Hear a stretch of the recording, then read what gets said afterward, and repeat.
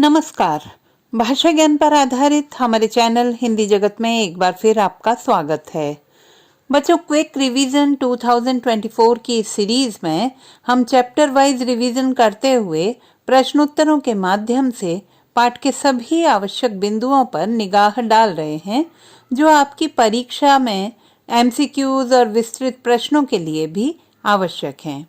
हमारा आज का वीडियो कक्षा 10वीं कोर्स ए की पाठ्य पुस्तक क्षितिज भाग 2 के अंतर्गत नागार्जुन जी द्वारा रचित पद्य पाठ यह दंतुरित मुस्कान एवं फसल पर आधारित है। तो आइए प्रारंभ करते हैं। प्रश्न 1। कवि ने फसल को नदियों के जल का जादू क्यों कहा है? उत्तर: नदियों के जल से ही सिंचित होकर फसलें जीवंत हो उठती हैं, इसीलिए कवि फसल को नदियों के जल का जादू कहते हैं। प्रश्न 2। कवि को शिशु का धूल धूसरित शरीर कैसा प्रतीत होता है?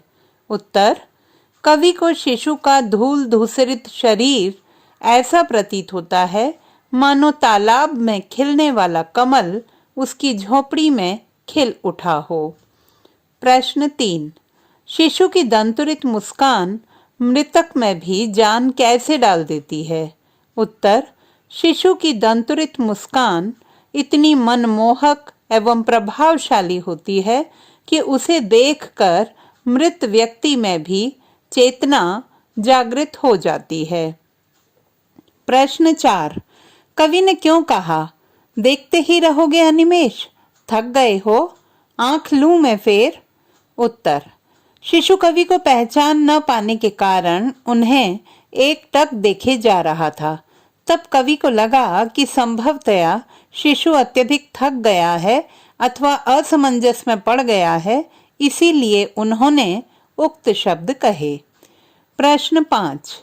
कवि नागार्जुन शिशु के कोमल स्पर्श से किन किन परिवर्तनों की संभावना व्यक्त करते हैं?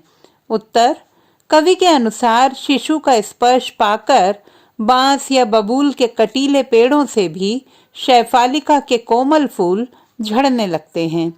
शिशु का कोमल स्पर्श कठोर पत्थर को भी जल में परिवर्तित करने की क्षमता रखता है।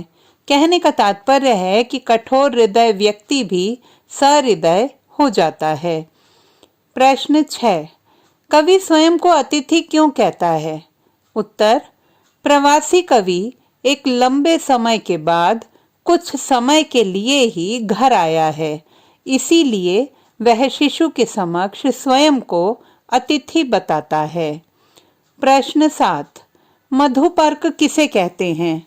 प्रस्तुत पद्य में मधुपर्क का प्रतीकात्मक अर्थ क्या है? उत्तर: दूध, दही, घी, शहद और जल के मिश्रण से बने रसीले खाद्य पदार्थ को मधुपर्क कहा जाता है। प्रस्तुत पद्य में माँ द्वारा शिशु को दी जाने वाली जीवनदायिनी आत्मीयता की मिठास को मधुपर्क की संज्ञा दी गई है।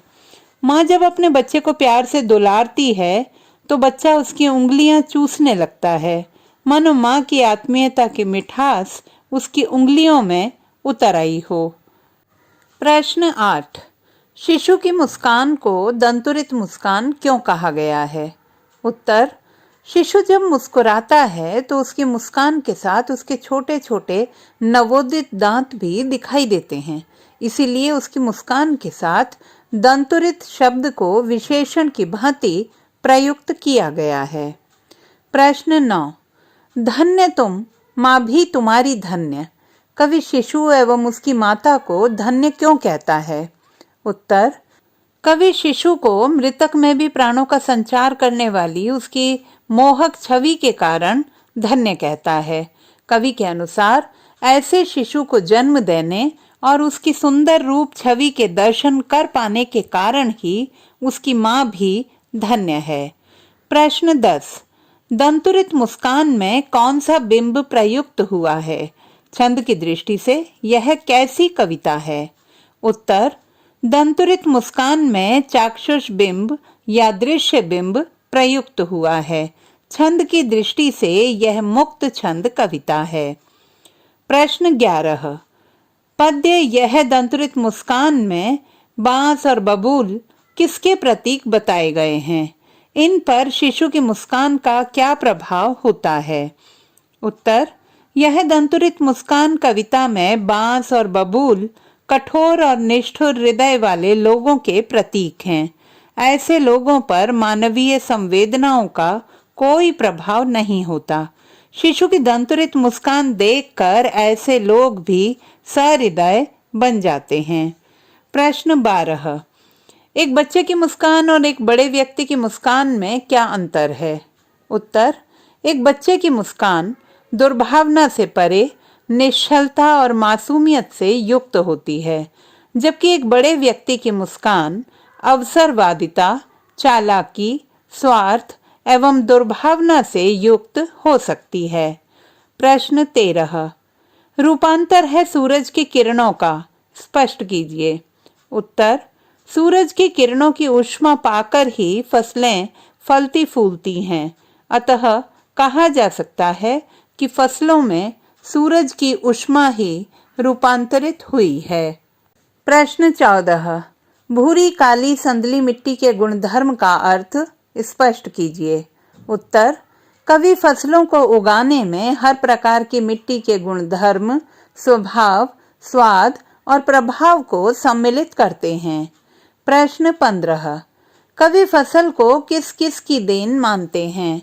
उत्तर, कवि फसल को नदियों के पानी, मिट्टी के गुणधर्म, सूरज की किरणों, हवा की थिरकन और मानवीय श्रम की देन मानते हैं।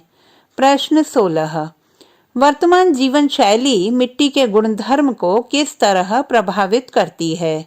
उत्तर, वर्तमान जीवन शैली प्रदूषण की वृद्धि में सहायक है।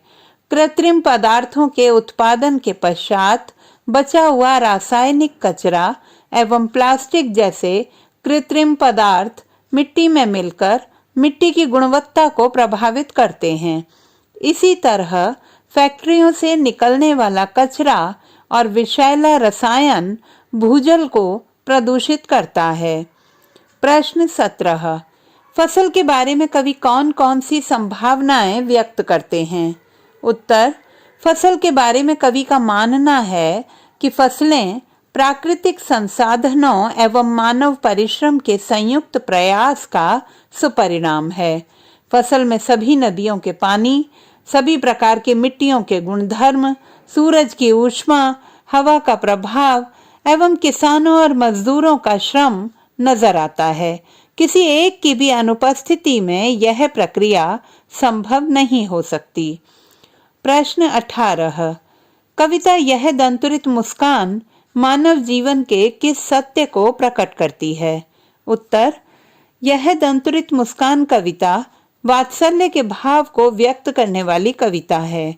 कवि अपने शिशु की मधुर दंतुरित मुस्कान देखकर आनंद एवं सरसता से भर उठता है।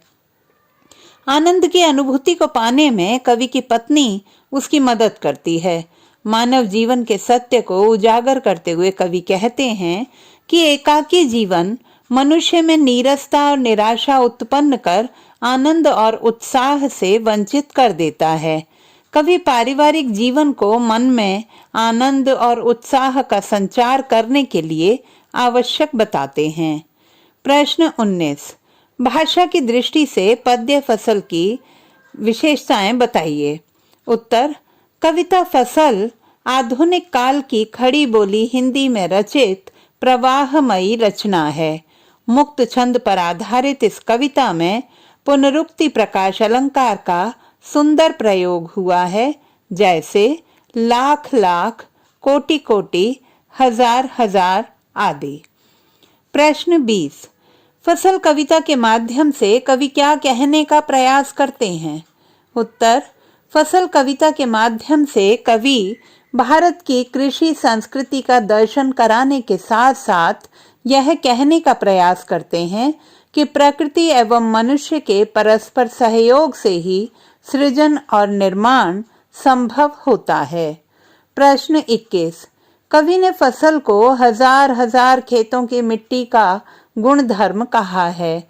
मिट्टी द्वारा अपना गुणधर्म छोड़ने की स्थिति में क्या किसी भी प्रकार के जीवन की कल्पना संभव है?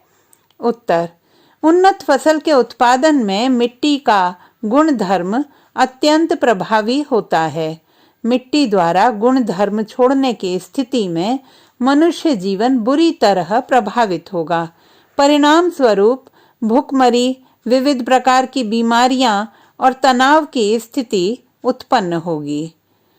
तो बच्चों, आशा करती हूँ कि यह वीडियो आपकी परीक्षा में न केवल वस्तुनिष्ठ प्रश्नों बल्कि वर्णनात्मक प्रश्नों की तैयारी में भी अत्यंत सहायक सिद्ध होगा। क्विक रिवीजन 2024 में हमारे अन्य पाठों पर आधारित आगामी वीडियोस देखना ना भूलें। भाषा संबंधी किसी भी समस्या के समाधान हेतु बने रहिए सुनीता भटनागर हिंदी जगत के साथ। आपका दिन शुभ हो। All the best.